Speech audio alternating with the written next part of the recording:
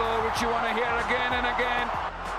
All right, welcome back to another episode of the In Between Overs podcast. We're your hosts for the day's play. As always, I'm Tehran. And I'm Ishan. 10 years, Ishan. 10 years, and it has finally happened. Australia has recovered or gotten the Border-Gavaskar trophy. It took them forever. This group has finally done it. India finally giving it away. What are your thoughts on everything? Yeah, no, definitely a little disappointing from India perspective because we've had so much success down under. But kudos to Cummins and Co. This was one of the few series and trophies that they just couldn't get their hands on. You know, they've won World Cups, they've won series all over the world against India. You know, especially in Test matches for the last 10 years, India's always gone a little bit ahead of them. But you got to give them credit. They played great cricket. They made some great changes throughout the series, and deservingly so. Australians are now the holders of the Border-Gavaskar trophy. Yeah. This particular team has been a thorn in India's spine. They've broken the hearts of Indians in the past year, starting with the World Test Championship. Then we had how can we forget? Or I wish we could forget the 2023 50-over World Cup final, and now the Border-Gavaskar trophy, all in the last 1 year. And, you know, as an Indian fan, it sucks, but, you know, a little bit of hope with regards to how the series panned out. And I know we'll dive deeper into the series on a separate episode. But yeah, it sucks. Shout out to Australia. They were the better team across the entire series, other than the first test match. And, you know, once you saw Bumrah not bowling in that second innings, you felt like the writing was on the wall. Yeah, no, very steep challenge without Bumrah. And I think even with Bumrah, with the total that they ended up getting, I know we'll deep dive into that, it still would have been a difficult hurdle for India to come through. But all in all, I think, you know, it's a cliche. We say it. Commentators have said it before. But I think this was great for Test cricket. It showed it's still live. It's still, you know, well respected throughout the world. And it is the ultimate format. You've seen the ups and downs throughout the series, throughout this match. You know, so many talking points, so many storylines. And I think that's what you get from Test cricket. Yeah, 100%. It was a beautiful advertisement for Test match cricket. And, you know, it's alive and running. It's one of the marquee Test series along with the Ashes, and it lived up to its expectations for sure. No, 100%, 100%. So, India start off the day. I think we should start off the day where India started off the day, right? So, India started off the day with, I would say, our last sort of recognized batting partnership. And India were looking to, something we talked about yesterday in the pod, to at least score 200. Unfortunately, could not come through. Yeah, it could not come through. They added maybe another, what was it, like some 15, 20 runs more. It didn't seem like they had a proper game plan when they came out. No. Wasn't sure whether they were trying to attack or trying to defend. It looked like they were trying to defend, but where was the runs going to come from? Of course, Australia was pretty tight with their bowling, but it just seemed like India wasn't sure what to do. No. I completely agree. The approach that I think they should have taken was the one that you could say the Australians may have taken Consis, or even Punt was doing, where you just look to hit the ball. They couldn't bat out time, and obviously, if you're trying to retain the trophy, India needed the win. So again, I don't know what the defensive shots were, if they were trying to hold up an end, but if you're the last recognized batting partnership, you really need to go for it. Especially, you know, I'm sure they may have discussed it, but obviously we've seen it in the match. Bumrah wasn't 100%. Bumrah has gotten you those maybe 15, 20 runs, you know, throughout the series, but you know you weren't probably going to get that. So you had to get those 15, 20 runs from the tail somewhere else. Yeah. And, you know, didn't really see that. And yeah, the approach was very discouraging because there's no clarity. Yeah, absolutely. And I think Australia had a part to play in that too. Their lines and lengths were fantastic. Scotty Boland is just amazing. And then even the fields that Australia set, Cummins set sort of like in and out fields. I feel like he covered all the scoring shots of at least Washi and Jadeja. So they may have not known where to score because their scoring shots were probably blocked off. Especially with Washi, it seemed like his innings was going nowhere and a wicket was coming. Jadeja tried, he had that one good four, and then he got out, I think, the very next ball. And then I don't think we expected anything from Siraj and Prasidh Krishna. And then Bumrah came in, and when he came in, I think all of us were just excited that he came in, meaning he could potentially be bowling. But then didn't turn out to happen. He didn't take the field. But in any case, India's batting seemed pretty limp end to the batting there. Yeah, no, I completely agree. So India closed off with a second innings lead of around 160, 161. Yep. I thought it was a little less. What did you think, Tehran? Yeah, under par for sure. I felt like they needed to somehow get to 200, and we talked about it yesterday as well. And then when that wasn't looking very good, at least 175. But again, the bowling was just so tight.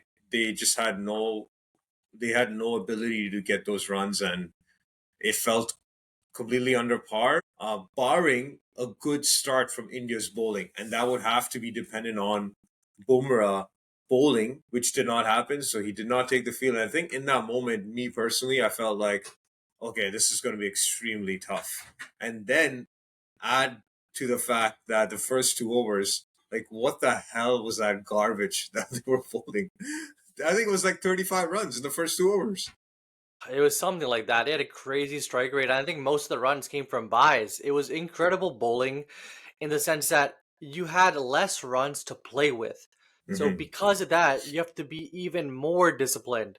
And Mm-hmm. I agree with what the commentators were saying on Fox at the time, where it just seemed like India were too hard at trying to search for that Yes. wicket, Yes, where I they were agree. trying to, exert that extra 10 to 15% of effort. But, as the commentators were saying, the pitch was doing enough. Mm-hmm. You just had to pitch on the right line, right length, and just wait for that odd ball to do its magic. But it just seemed like, and especially from Siraj's angle, he's an emotional bowler. Sometimes he gets too caught up in the moment. It did seem like he was just trying to get that effort delivery in, but Yeah. that just went everywhere. Yeah, I agree with that. I think India was just trying a little too hard, probably because Bumrah wasn't available. So they knew that they had to give it their all and do their best. But I think the pressure got to them and they just were spraying in those initial overs. And then Prasidh Krishna settled down a bit. And then we saw a glimmer of hope. Australia got to 50, but they were three down. They were 50 something, 54 for three. And you felt that that next hour of play was going to be key. If India could prize another couple quick wickets, I think we would have had a tighter game. No, I completely agree, and you got to give kudos to India.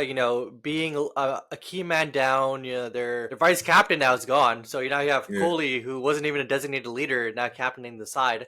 So a little down there. And India, I think, gave some counter punches, and the game was interesting because it just required a spell or two to maybe flip the script towards India's side. But to your point, those reoccurring wickets at the right moments. And I think the key was not allowing a good partnership to flourish, which India was doing. And yeah, India was, to a point, still in the still in the contest throughout the day. Yeah. Yeah. Were you surprised that Siraj and Prasidh Krishna, were made to bowl pretty much the entire innings, and Jaddu and Washi weren't even given a shot right until the very end when it was too late?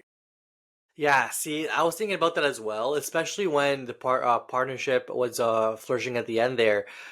It did seem like the bowlers were tiring out just because Mm, of the fact that you just didn't have another bowler. And in those moments, you have two world-class spinners. Juddu is one of the most experienced spinners in world cricket right now. There is argument that Australia didn't use a spinner either, so obviously, you should stick to quicks. But, you were a fast bowler down and you have a bowler who, is able to bowl well, right? With mm-hmm. Jaddu. Uh, you could have used him, but it was a little discouraging not seeing them use other bowlers, especially when it seemed like the other the quickies were tiring out. What were your thoughts there? Yeah, I think they could have tried something different, especially after I think it was it Head and Smith that had a little bit of a partnership? Let me just check here. There was a little partnership after the first three went down. Yeah, so Smith had gotten Ken out. Smith, yeah. We'll talk about Smith. It was Head and Kawaja. So Head and Yes. Kawaja had a 46-run partnership. I think in that passage of play, maybe they could have tried something different where they could have bowled Jaddu at one end just to hold the end and then rotated the two quicks on the other side. So that way they could give more without having to go at the same time, and then you're wearing both of them out at the same time versus you have one of them go spinner on the other side, so one of them's getting a rest, and then give them maybe 3 overs, go full tilt.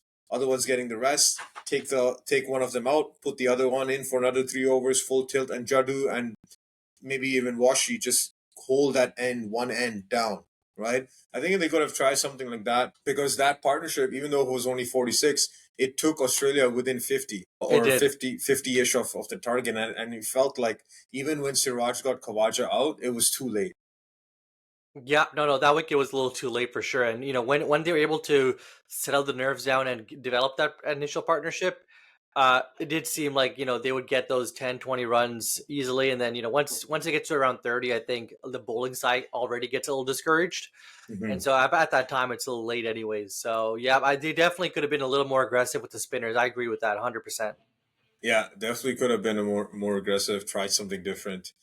Cool. So that's how it turned out. Australia ended up winning quite easily in the end. Bo Webster and Head stitched the partnership in quick time, and they finished off the game. We'll come back to Bo Webster because he had a phenomenal game.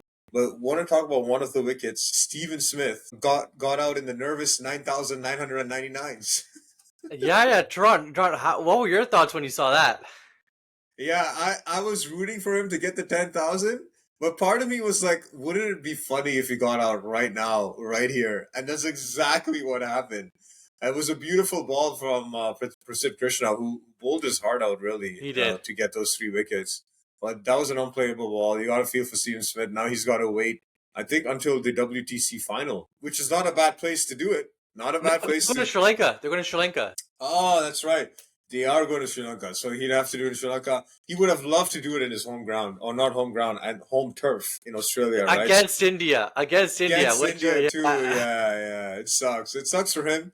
But he's a great man, and I think everyone was ready for the montages. They probably have the montages ready already. They were ready. Yeah, they're ready. So now they'll just have to play it on TV. No. Hey, he's a legend of the game, and you love seeing legends really cement themselves in the in the record books. But I'm glad he didn't do it against India. He's already scored like the most centuries against India. I don't need another milestone against India. And we were losing the game anyways, but I didn't want that to happen at the same day. So I'm okay with that. Yeah, I'm okay with that too. So yeah, coming back to that last partnership, Bo Webster and Travis Head. Of course, Travis Head had to be there at the very end.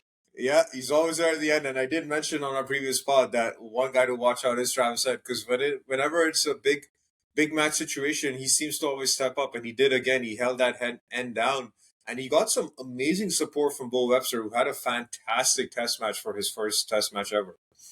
Yeah, 51st innings, and a match-winning knock in the second innings, and I think him scoring the last winning runs as well was kind of fitting. Because if you hear about his story, he spent a lot of time in the domestic circuit, played a lot of Shield cricket, and he was here at the right place and the right time. And I think to your point, if he was a big lever for their success this test match, if you put Mitch Marsh there, especially the first innings. Yeah, you put Mitch Marsh there, and he's not making runs at all. Bowling 2 overs a match, right? So yeah, that was a big difference for sure. So kudos to him, and yeah, I think he played a really important knock. What were your thoughts here, Tron?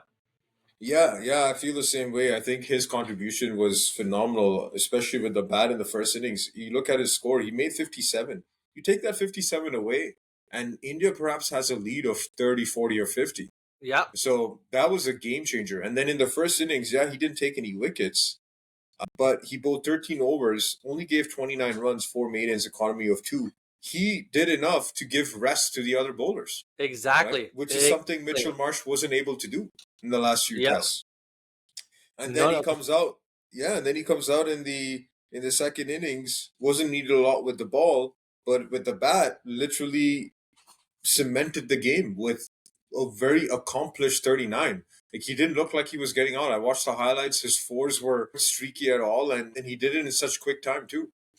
Yeah, off the front foot, and it just seemed like his bat was massive, right? I mean, he's a big boy, but it seemed like the ball was not hitting the edges at all. So I think it was an incredible batting from him, and it shows when a player has played a lot of domestic cricket. It really does. They're able to handle the pressure, able to leave balls really well, and just get those runs in. And incredible from him for sure. Yeah, yeah. Again, I don't understand why he's playing for Australia at age 31. Felt like they could have probably played him at 25. Maybe he wasn't scoring the way he was or bowling the way he was back then. Who knows? But he seems like a test match player. Like Oh, for great fielder as well. yeah, Great fielder great as fielder, well. bucket hands. I Yeah. was I was making a comment. I was making a comment on the great cricketer group chat on the Patreon that they have, and I made a comment saying that those are not bucket hands; those are bathtub for hands. Dude, they're massive, but yeah, he Yeah, does not miss, right? So incredible for Australia to have yeah. that firepower. And we didn't even talk about Scott Boland, right? Like we talked about him yesterday. Oh my What a goodness. what a Yeah. what a great bowler to have in this Test match, and he really pushed this series towards Australia's favor. Yeah. I know we'll dive deeper in the series review, but we do have to talk about Scott Boland, and that's a good segue. Would you consider that your MVP for this match for Australia, Yes. Scott Boland? Scott Boland, one Yeah. 100%. It seemed like every ball he was playing was a Hmm. wicket taking delivery, and incredible demeanor. I think he plays the game. He plays the game correctly, and yeah, I think you did not get those overs from Mitch Stark, so they were obviously a Yeah. little empty there. But he really was a difference for sure. What about you? What are your thoughts there? Yeah, I'm debating between Boland and Bo Webster. I like Okay. Boland because of that second innings when India got off to that rollicking start. Because of Boland's wickets, it stalled India a bit. And then Mm-hmm. he racked off the tail as well so quickly, ended up with a much deserved 6 for 10 for the match. But because it was a bowling wicket, I felt like Bo Webster's contributions with the bat was more significant, especially in that first innings. Oh, Because good again, point. if it wasn't for his 50, don't think Australia would have got close to India's target. I think India would have had a 50 run lead. So just because it was a bowling week, I'd probably give it to Bo Webster as my MVP, especially because it was a debut match for him as well. Oh, you know what? That's a great point you made there, especially about how the wicket was playing. So no, Hmm. I have no quarrels with that analysis at all. What were your thoughts on Bumrah winning man of the series? Yeah. So I think that's a no-brainer. I think it's a no-brainer. He was phenomenal. Literally every time he was given the ball, something was going to happen, and something did happen. And you couldn't take your eyes off the game whenever he had the ball in his hands. You felt like India was in with a shot of coming back into the match, and most of the times he provided impetus with the ball, took wickets Yes. at times where India really needed. So I think it was a no-brainer. You could argue that Pat Cummins probably had a shot at man of the series just from the way he captained, from his bowling as well, bowling performance. He did Batting as well? unbelievable. Batting as well. Yeah. But Bumrah was by and far the standard across all the matches. Yeah. No, I think you look at the India side, and I think the only player that really was bringing India back into every match was Jasper Bumrah. He was able to do that, especially in the first test and even in the fifth test, right? Yeah. So unfortunately, he wasn't able to finish it off, but still winning it in a series you lose 3-1 really shows the quality of a player. So no, shout out to Jasper Bumrah for sure. Who would you say your MVP was for India for this match particularly? Well, this match, it would have to Yeah. be, I think, Pratik Krishna. Really? Yeah, Uh, yeah. I think his batting was incredible. There is an argument for Bunt's bowling, innings. bowling, bowling. Bowling. No, you said batting. He said his batting was incredible. Oh, I'm so sorry. I'm so sorry. I'm still in shock from last night, right? India Yeah. losing. It's But all no, good. I'll go for Preston Krishna. I was really content with the way he played. What about you? Yeah, I heard you. I heard you bring up Punt. I feel like Punt's innings could have been a defining innings. I think It could have. without his innings, we wouldn't even be talking about potential for an India win. Hmm. So I'd give it to Punt. Even in the first innings, he curtailed his natural instincts, and if you look at it, that 40 was still important in the context of the match. And then he made a 60 in the second innings. And again, because it's a bowling wicket, I feel like the batter deserves it here. He scored over 100 runs for the match, so he's my MVP from India for the match. Nice, nice. Hey, Yeah, again, yeah, Bunt's innings incredible the way he was able to play both times, right? So yeah. Which, Yep. but hey, what a test match and what a series, and I'm glad we were able to watch it and also record our podcast for it. Yeah, yeah, it's been phenomenal being able to talk about each and every match, most of the day's plays that we covered most of them. It's going to be cool looking back at this years down the road. Maybe with our kids later down the road, looking back at the coverage of the series, that'll be pretty cool. Yeah, it was definitely an honor and privilege to be able to do this.